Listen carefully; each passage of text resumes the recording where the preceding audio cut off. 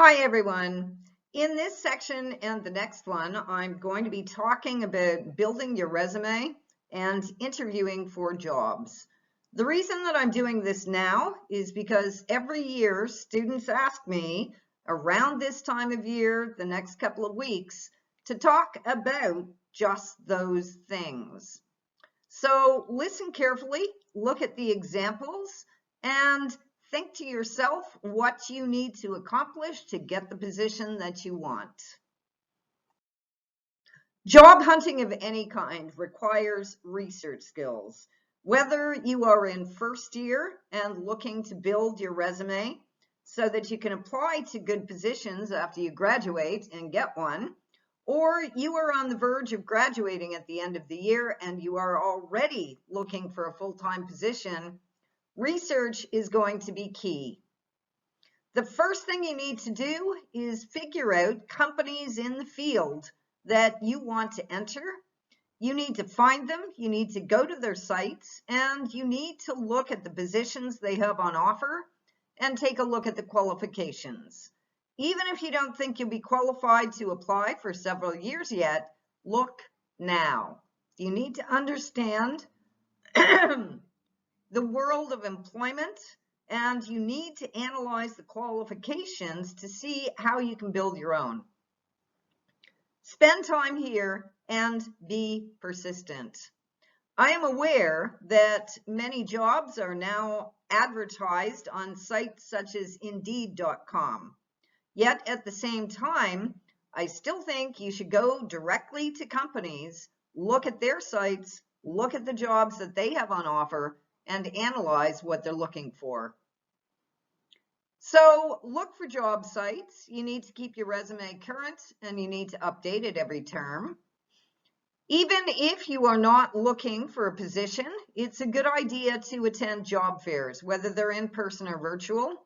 Go to them now, listen, find out the qualifications that companies are looking for, chat, and make friends and contacts. That can help you a great deal in the future. You start now planning for your graduation. And I don't necessarily mean by getting paid work. I mean by doing such things as volunteer work or community service that can build your skills and create relationships for you with people who have power in the world of jobs. You may also want to consider joining a club so that you meet people, so that you gain experience of working in teams and working with other people. And you might also want to consider doing such things as signing up for research assistantships here on campus, or looking for Dean's Awards positions that are open, or if you qualify, looking for work studies positions. Some students have already decided that they want to attend Teachers College after they graduate, rather than taking a degree in education at the same time. You can gain experience for that now by doing such things as volunteering in a local school or joining a math or literacy tutoring group. Summer camp work is also very useful for such positions. Obviously, if you intend to enter a profession such as law school, gaining some kind of skills in that area would also help.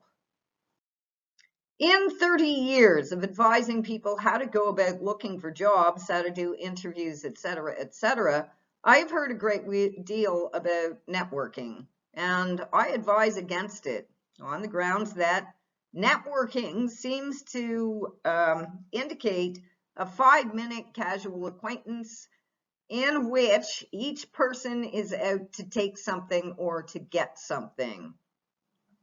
Don't think about networking in that particular way. What you want to do instead is build relationships. There's a difference because in relationships, you are building trust and commitment. You are sharing and you are giving as well as receiving. So the question on your mind when you meet people in clubs, at job fairs, and so on and so forth, and when you apply for jobs, should not just be, what will this position, this person, this group offer me? It should be, what can I contribute? And that is the way to build lasting relationships with people who will remember you. I also suggest that you keep track of the people that you meet and the various companies they come from. You can do that on Excel or through LinkedIn or social media. Keep the names, keep the companies, and keep track of the places you've applied. I want to speak for a few minutes about building yourself or building your resume. When you look at job ads, you'll see particular hard qualifications.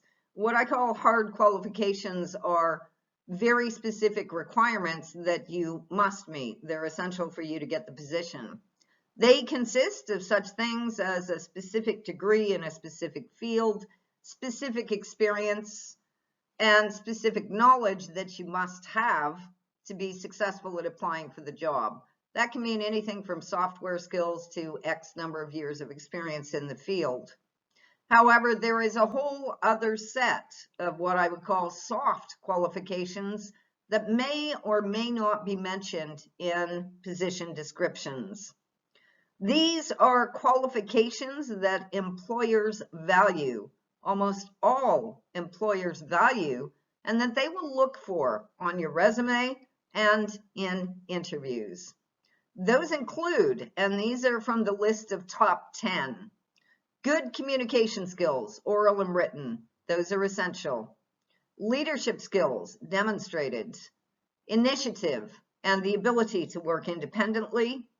Team skills, collaboration and negotiation with others is especially important. Employers also look for creativity and problem solving. So one of the things that you need to do is figure out ways to build those skills in yourself and show them in your cover letter, on your resume, and in a job interview. I would point out that university is an excellent place to build yourself because clubs are offered, you can do volunteer work, and you can also do community service. You can also get voluntary positions and paid positions for the summer or part-time through the year. Even though as I speak, we are still mostly virtual, you can still do a great deal in a virtual world. York does offer many on-campus positions to students, as well as paid part-time employment. It also offers Dean's Awards positions that you should look for. These are professors who are looking for students, usually to help them out in research, and you will find lists of those on York's websites. You also have to consider experiential education that you gain through your coursework. That is valid to put down on your resume. Outside your courses, you also have the opportunity, and I'm speaking now specifically to professional writing students, you also have the opportunity to gain experience through voluntary work on such things as Existera, the Professional Writing Students Literary Journal, and you can also join communities and clubs such as the PWSA, that is the Professional Writing Students Association. If you are not in professional writing, you will find equivalent extracurricular activities in your own department or your field, and you should look for them. They will help you. So in this next section, I am going to speak specifically about writing your resume or your CV. And in the next video, I will be talking about preparing for interviews. I should also mention that I've included a chapter about preparing for interviews, writing CVs, and so on and so forth, I believe. I've included that on eClass. I mentioned earlier, I've spent about 30 years advising students on how to prepare for job interviews. I was asked to write a chapter for Waterloo Co-op students a number of years ago about just that. I reread it. It still has a lot of valuable advice. So it's posted to eClass. Make sure that you read that as well. My first advice for your resume or your CV is that even if yours looks scanty now, in a few years from now, it will probably look crowded. My suggestion is, as you move through your career, that you create an all-encompassing detailed one that includes every activity, whether it's paid work or community service, that you have done. This is so that you can pick and choose from your experience to craft a tailored resume for each position you apply to. I have been doing that throughout my career. What it enables me to do is to select the most relevant experiences for the position, or in my case, when I'm putting in a proposal for a talk, and to be very specific to make sure that the experiences that I'm choosing actually match the position or the talk I'm applying for. Now, these days, I understand that many companies actually scan your resumes looking for keywords. What you need to do then is begin with job ads. Look for the keywords they include for the hard qualifications I just mentioned, and make sure that you include those keywords in specific places on your resume. So, for example, the easiest example I can give is one of software. If a company requires experience with Adobe, then you need to make sure the word Adobe is on your resume. So if it's scanned, that gets picked up. Secondly, resumes and CVs should be accomplishment and achievement oriented. I'll give you an example of that in a minute. They should use strong active verbs. I cannot emphasize enough, get the important information at the top. And so if your community service, which is unpaid work, or your volunteer work, is more relevant than the paid positions you've had, then put the community service or volunteer experience at the top and list your paid employment later on. Keep in mind that if you are asked to give print or soft copies of your resume, including a portfolio if one is called for, that even the design of your resume communicates something about you. Even the font, even the spacing communicates your communication skills. So be thoughtful about such things as using readable fonts, looking at the spacing on the page, especially if you only have 1 or 2 pages, and leaving enough white space that the important details can be picked out. You need to take a moment now to look through this resume. It's taken from a student from long ago who gave permission for me to use it. Obviously, we worked together to revise it. This is an example of a not very effective resume.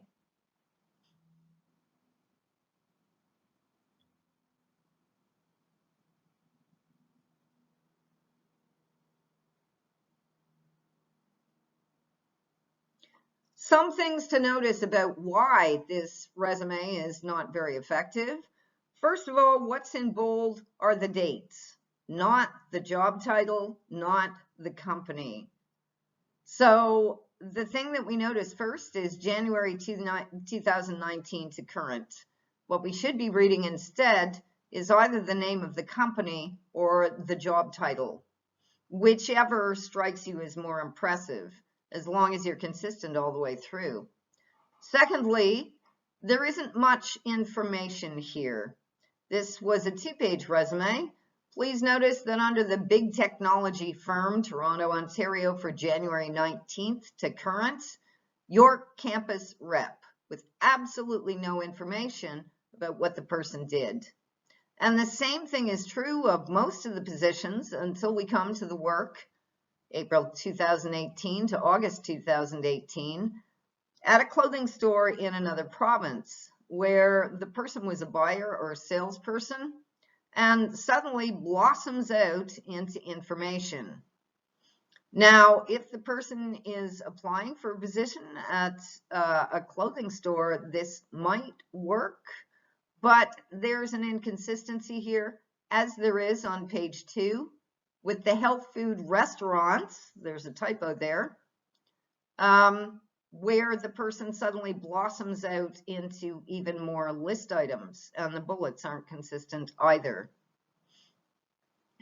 So in some places, there is simply not enough information. In others, there is too much. The overall sense is one of inconsistency and of a person who does not know how to present information.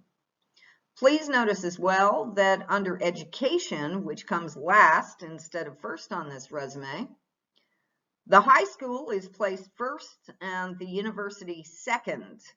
The education section actually interrupts the paid employment listed here with the internships and community service, which seems like a disruption of flow. I would also add there's a reversal of order here. Under employment, the jobs are listed with the most recent first and descending downwards to the least recent. However, under the education system, the high school is listed before the university. So the date order is reversed. So take a look at this and consider it not very effective, probably not going to get an interview kind of resume. And just in case you missed it, here is one of the items from the resume. It's the one January 2019, big technology firm, Toronto, and the job title is York Campus Rep. That gives us no indication whatsoever of what the person actually did for that company or what they represented. Here is that very same resume item, the big technology firm campus representative, reworked as I reworked it with the student. So first of all, to change this resume, what we did was we put either the job or the company first, not the date, because it's important that we see either what you did or who you worked for before we see how long you worked for. And this one is indeed achievement oriented. I'll go through it with you. So we now have big technology firm. By the way, it happened to be Apple. So that's why we put the company before the job title. So we have company, comma, job title, campus representative.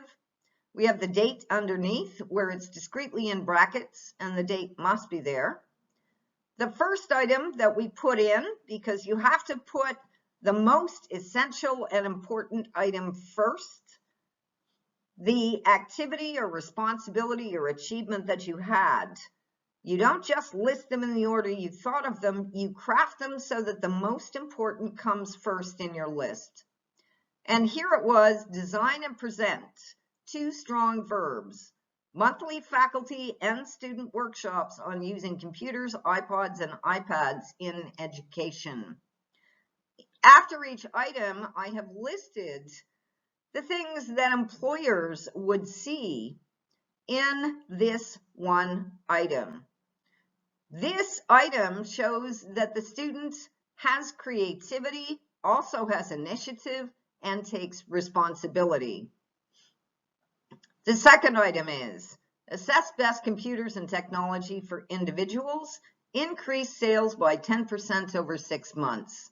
This again shows both what the person did and the impact they had with that sales increase of 10%. What we see here is, of course, the ability to communicate, to sell. You must be good at communications. We also see a change for the better on behalf of the company. And finally, we have train new representatives in sales, leadership, and customer service. This, of course, shows both leadership, collegiality, and strong communication skills. That is why this item is much much more effective than what you saw in the previous slide. You have to have a sense of ethics and a balance to write a good resume, because you must be honest. You should be aware that if you make a false claim on a resume, you can be fired for cause. So you never shade the truth on a resume. You must be honest. At the same time, I find that students lack confidence in what they have actually done. So my advice to you is you have to be honest, but make sure you don't undersell yourself. You know, I was working on a friend's resume once upon a time, and I asked her what she was doing for a living at that particular moment. And she said, well, I make aquariums, which, you know, could be anything from actually gluing the parts together, however you put them together. But I honestly didn't know. So I asked her more about it. And it turned out that what she did was she designed those large, beautiful aquariums that you often see in companies or actually in mansions. They are eye-catching, they are beautiful, they are designed to be organic. That's what she did for a living at the time. But she told me that she built aquariums. She was definitely underselling herself.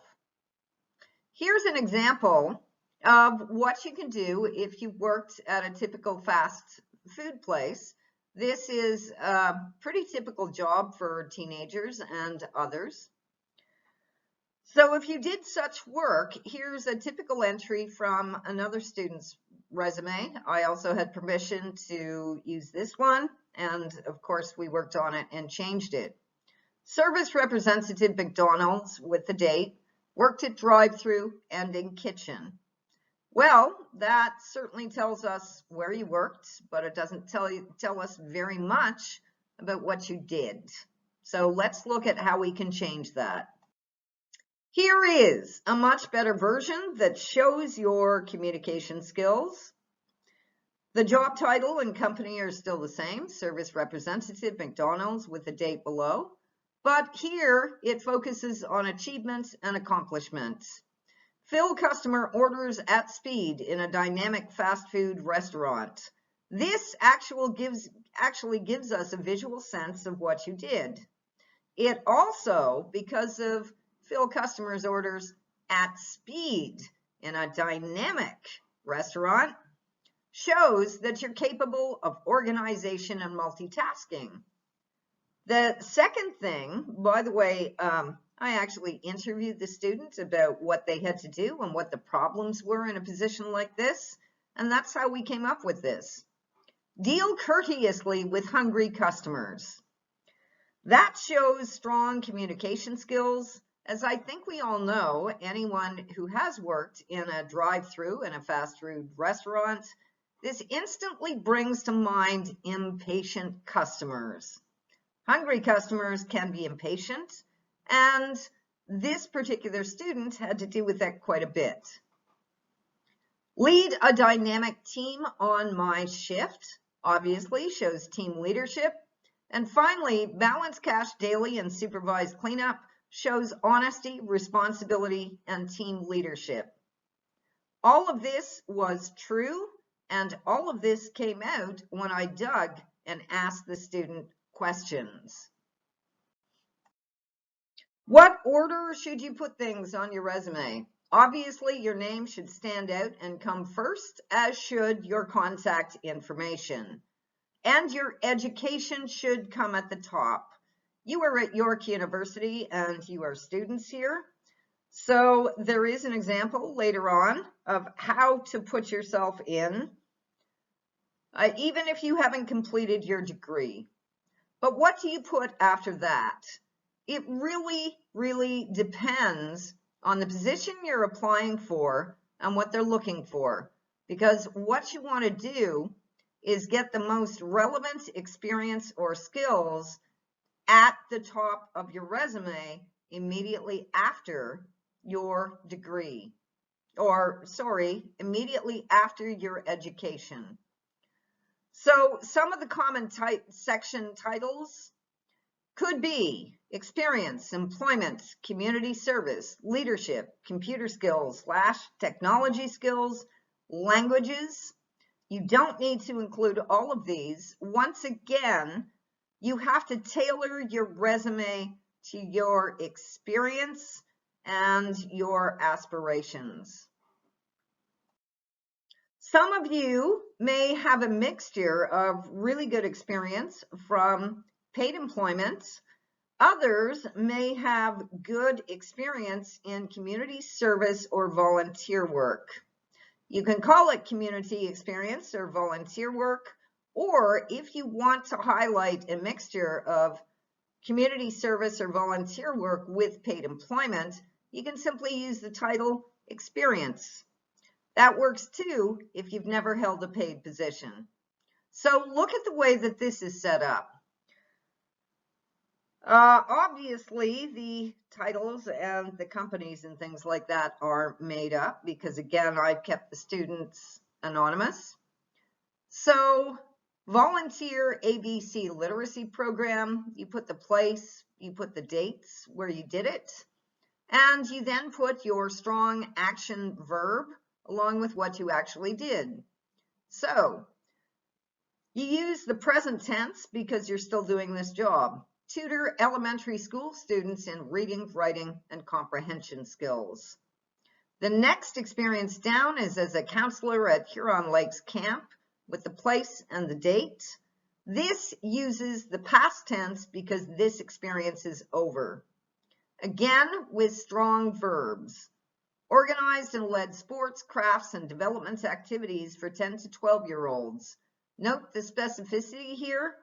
The age group is named and the actual activities are also named. The second point, as cabin leader. Obviously, this shows leadership. As cabin leader, created a lively, cheerful community. And this again creates a visual picture of a lively, cheerful community thanks to this person's work. So when you are looking at your experience, whether it's voluntary or whether it's paid, you want to think about how you want to craft it for the positions that you're applying for. A very important point that you need to think about and that you need to know is that the cultural conventions about resumes change depending on where you are, the country you're in, and the culture you're in. So in North America, please note, if you are from outside North America, that your education should be placed at the top. And here is an example. York University, class of 2024, you name your major if you have one yet. That is followed usually by your high school, the year you graduated or the time you spent there. You may want to put in your average if it was good, and any such accomplishments as valedictorian in a class of 400 looks very good indeed. I also want to point out that within each section in North America, whether you're talking about your education or your experience, you begin with the most recent and you move to the least recent within each section. That is, in date order, you start with your most recent experience. Wherever you are, you should always check the conventions for resumes. So, for example, in the UK and in some other countries, I have seen resumes, it seems to be quite common that you would list from the least recent. That is, you would begin with your earliest experience and your most recent experience would come last. That's a sign to always check what the conventions are and for the expectations. Updating your resume is not something you can do in 30 seconds or less. And you don't want to find yourself in the position where you see a job ad and you think you can do the job and you have a tight deadline and suddenly you have to completely overhaul your resume. So my advice is revise your resume each term, before the beginning of term, before you get busy with schoolwork. I would suggest, again, those entering York from high school, join activities at York now to build your resume.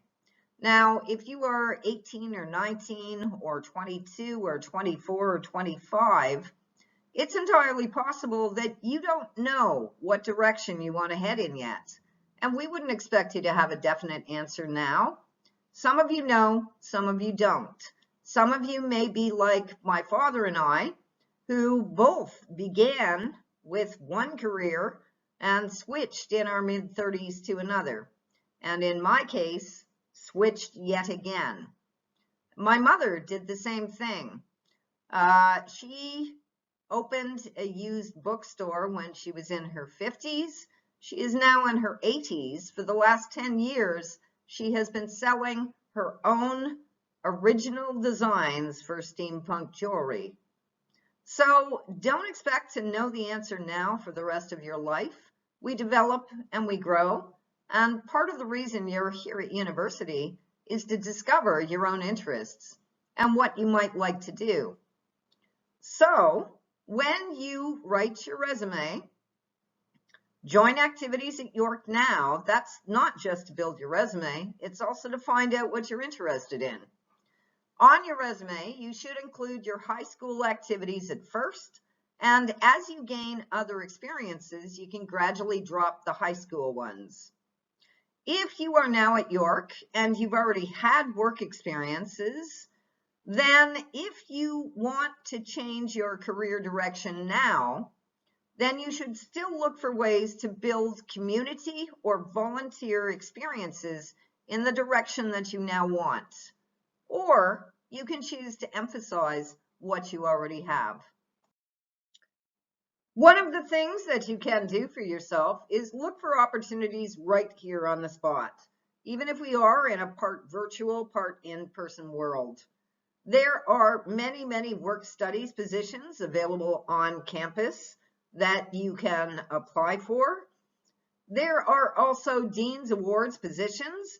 These are usually for the summer and they enable you to work for a professor. York also offers many, many campus positions. These are just a few of them in the library or as student ambassador. Many other positions are available if you look for them.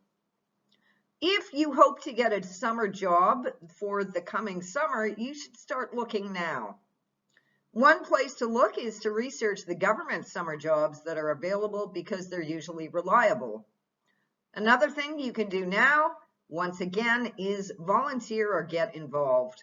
Existera, Professional Writing Students Association, any club or activity that's of interest to you. I want to say one more thing when I talk about positions that you apply for. Please do not undersell yourself and your abilities. I had a student in this class once upon a time who was a superb writer. The short story he wrote for this class, there was a creative assignment back then, was absolutely superb. He wrote to me one day and he asked me if I would give him a reference for a job he was applying for. And as always, I asked him what the job was. And he was applying for a position as a porter at one of the residences. And I don't usually interfere in my students' choices. That's not my place. But I thought to myself that there were more congenial jobs available if he cared to apply for them. And so I pointed him towards the campus jobs in the library. And I am delighted to say that a few months later, I walked into the library and found him there amongst the books that he loved. He was able to study while he was working. He enjoyed the job very much, and it was much more compatible to him than doing the work of a porter. So think about what might fit.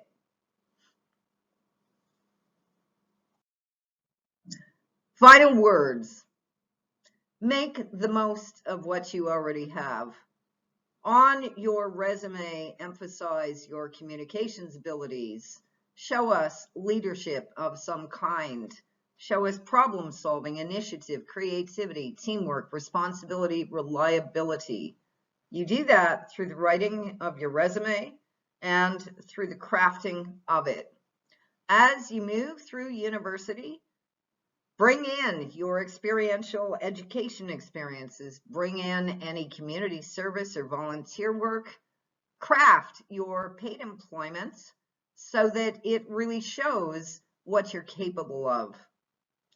Most resumes are one page only, at the most two, so you have to be concise and you have to be precise and you have to learn how to use spacing well. Your resume itself is evidence of your communication skills.